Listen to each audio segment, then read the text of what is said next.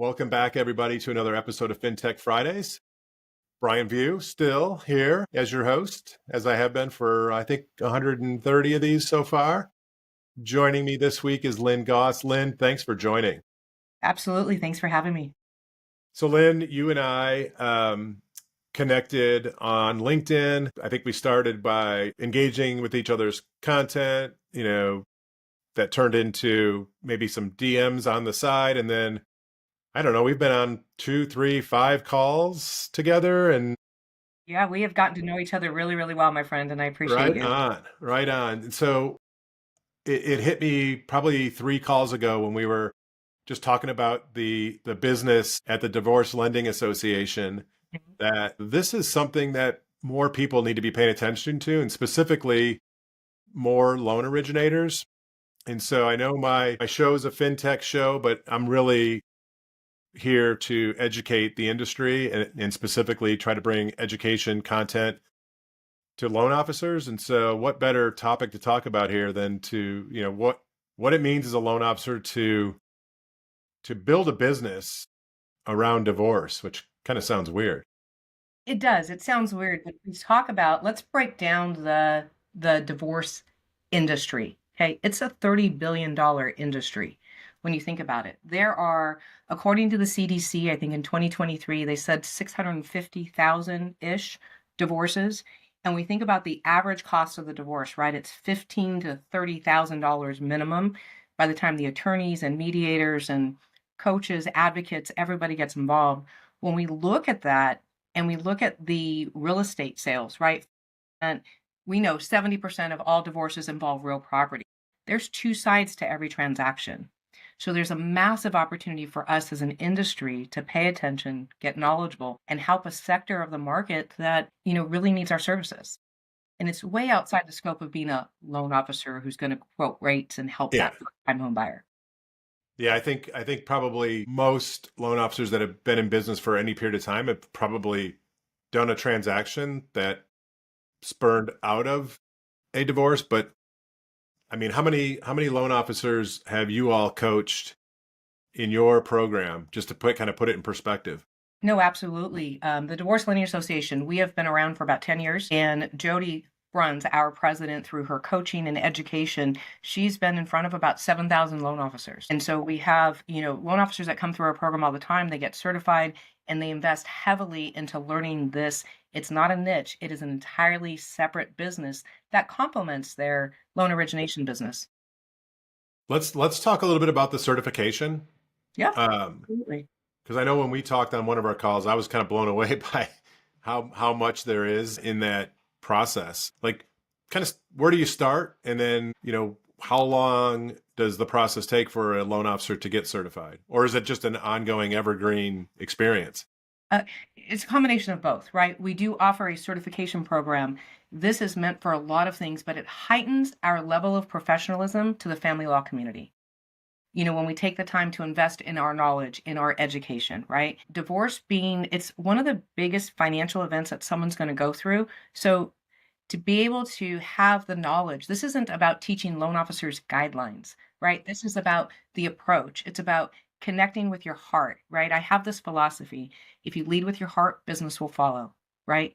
If you start with business, your heart can never catch up. We never have an opportunity as an industry to do the right thing. Certification program that is self-paced, right? It's about 20 hours for them to get through. And we have a combination hybrid model right now where we do some live teaching with Jody Bruns and myself during the course. And it's meant to help them get through this context. They can get through the course and the curriculum in about 2 weeks. It really isn't that in depth. But what I found when I personally went through the course, when you've been a longtime loan officer, we're so used to slamming through our continuing education that we don't really pay attention, right? We are not lifelong learners in that retrospect. But when they take the time to learn this, we're going to break it all down for them. How do they approach them? What do they say? How are they different? What is their perspective as a CDLP? What contribution do they make? Why are they a much needed and wanted member of that divorce team, right? We go through all of that for them. So I love that part of it, because I suspect that based on the learnings in these 20 hours that you probably just become a better empathetic loan officer, even when you're dealing with people that are not going through divorce. Absolutely. Absolutely. It allows you to really work through a lot of the objections that people are going through, right? This is not loan officer lending 101. This is very high complex when you're dealing with divorce settlements and how things are structured. Our CDLPs are actually integrated into that settlement phase, right? When they're negotiating and talking about terms. The best thing that I can share with everyone is just because it's a legal option, it doesn't make it a lending option. And so for an industry, most of the time we get brought in at the very end of the divorce when everything's already been negotiated and written, and we're left to try to see if they can qualify, right? See if they can work through. And maybe there was a better way for them to neutralize that balance sheet, right? But we weren't brought in during that time period. So we really work hard with our members on cultivating that relationship with their family law professionals at the beginning of the divorce so that we can be an integral part of that divorce team. Yeah, I like that part of it that you just said is working with the family law, the attorneys, right? Correct. And so, every realtor or every loan officer that's watching this has their realtor partners. More and more loan officers are partnering with financial advisors. And in this case, and by the way, you opened it up. This is a big market, guys. This is one of those. Yeah, this is part of the business that's not so interest rate sensitive. No, and let's touch on that for a minute because I hear a lot of people say that, oh, they're going through it, or the traditional loan officer will say, oh, I like the divorce market because they don't really care about rates. That's not true. They care about rates, and it's disrespectful to say they don't care, but what they care about more is a lot of other things. Are they going to Yeah. get to stay in that home? Do they have to move their kids into a different school? Are they going to have to downsize and rent an apartment? So they do care about interest rates, absolutely. There are just so many other things that take priority and precedence. And so how do you deliver that without saying, hey, we're going to take you from 3% to 7, Yeah. right? For all those that bought during the pandemic sight unseen and then had to live there and now getting divorced, that type of thing. So I'm gonna go on record so that when we're doing our promotional clips from this podcast, you fixed my question in a very great way. Thank you. I was leaning more towards rates themselves aren't going to determine whether someone gets a divorce or not. So in other words, this is one of the, what is it, 4, 5, 6 Ds that you go through in life. Absolutely. Yes. Diamonds, death, diapers, divorce, whatever. So Yeah, absolutely. it's a And you're right. business. It's a It is. business that continues to happen whether the rates are at 3 or 7. Absolutely. People are not going to wait till interest rates get better. They're not going to, hey, let's stay married, right? But there is a little bit, what's kind of interesting, what's coming out, and I'm seeing more of this with my personal clients, is people are nesting. And so they'll get an apartment outside. And so the parents are actually the ones that are swapping every other week rather than the Interesting. kids. So, with the majority of divorces going collaborative now, everyone is getting more creative in Yeah. how they try to maintain that home life. Very interesting. I mean, so I'm a product of divorce. So I know that every other weekend going from place to place, and I think I did all right, but you never know. I've never sat in front of a therapist, so I guess I could learn something new. But that whole, you call it nesting, that actually makes a lot of sense if we're really trying to think about the best possible outcome for the kids, right? And not Absolutely. disrupting their lives. That's interesting. Really interesting. It's So go ahead. yeah, I've got just a couple more questions just around the business aspect Sure. of this from a loan officer perspective. We were talking a little bit before we went live of just from a compliance perspective. Are there any kind of, gray lines, if you will, or bright lines, depending on how you look at it, for a loan officer that takes on this certification, this designation, and starts to kind of position themselves, as a divorce specialist? Yeah, there's absolutely no gray areas at all. I personally have been licensed since 1989. Jody, long time. I think she's got a few more years on me in this industry as well. So, as loan officers, there isn't anything I would ever do to jeopardize my license. There is no gray area as far as I'm concerned, right? It is black and white. And what we have created is a very legal and compliant way for loan officers to create a separate business, a separate entity as a fee-based or a hybrid divorce mortgage planner. It's 100% RESPA compliant. It's legal. We have brokers, bankers, and IMBs on the platform. And everybody's like, wow, why didn't we think of this sooner as an industry? You know, but we lay it out for them. We're going to give them all the guidance and the coaching that they need to ensure that they feel safe and protected with their license, that they're doing right by that divorcing homeowner, and they know when and how to be a divorce mortgage planner versus being a traditional loan officer.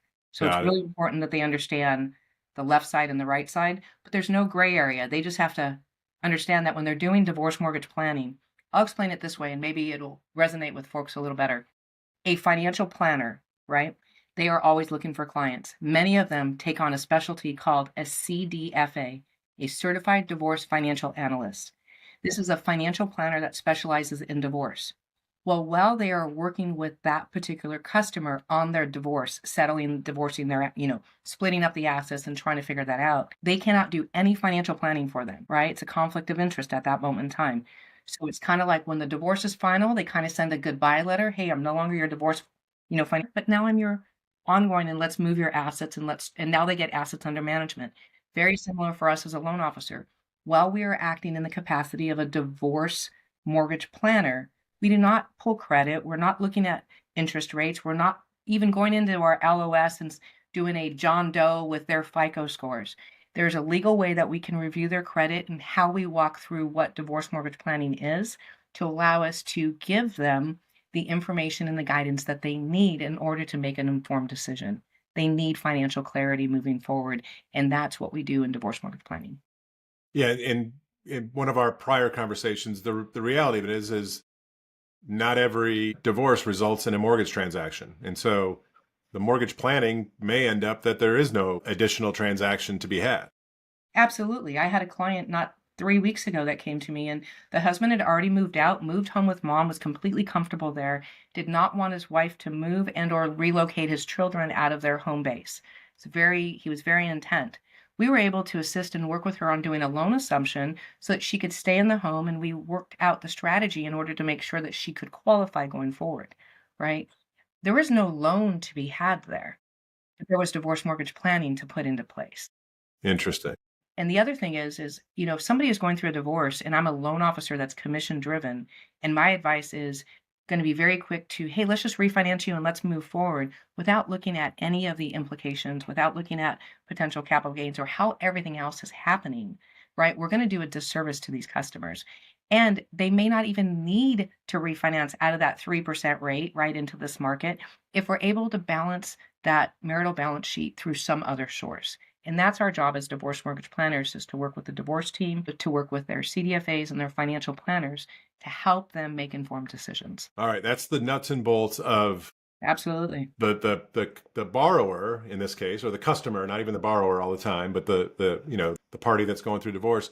Let's shift gears a little bit and talk about the business development aspect of it. So now I've got this certification. How do you all help your certified mortgage planners and the loan officer part of it too, kind of seek and build and nurture relationships with those professionals that are in the divorce legal space?